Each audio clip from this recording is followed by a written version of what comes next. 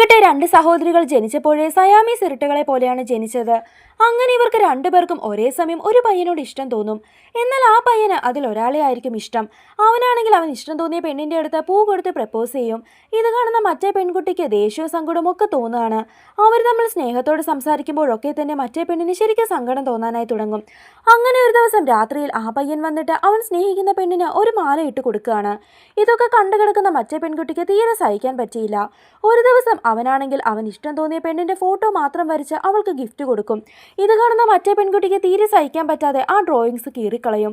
ഇത് കാരണം അവർ തമ്മിൽ ഒരു വലിയ വഴക്ക് തന്നെ ഉണ്ടാകും. താൻ സ്നേഹിച്ച പയ്യൻ തന്റെ സഹോദരിയെ സ്നേഹിക്കുന്നത് കാണാൻ കഴിയാതെ അവൾ ഈ ലോകം വിട്ട് പോകാൻ തീരുമാനിക്കും. എന്നാൽ തക്ക സമയത്ത് അവളുടെ അമ്മ വന്നതുകൊണ്ട് അവൾ രക്ഷപ്പെടും.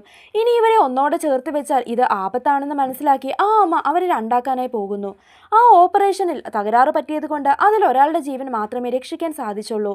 അത് ആ പയ്യൻ സ്നേഹിച്ച പെണ്ണിന്റെ ആയിരുന്നു. അങ്ങനെ അവർ കല്യാണം കഴിച്ച് സുഖമായി ജീവിക്കും.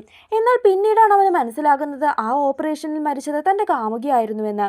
ഇവൾ തന്നെ നേടിയെടുക്കാൻ വേണ്ടി തന്റെ കാമുകിയായിട്ട് അഭിനയിച്ചതാണെന്നും അവന് മനസ്സിലായി.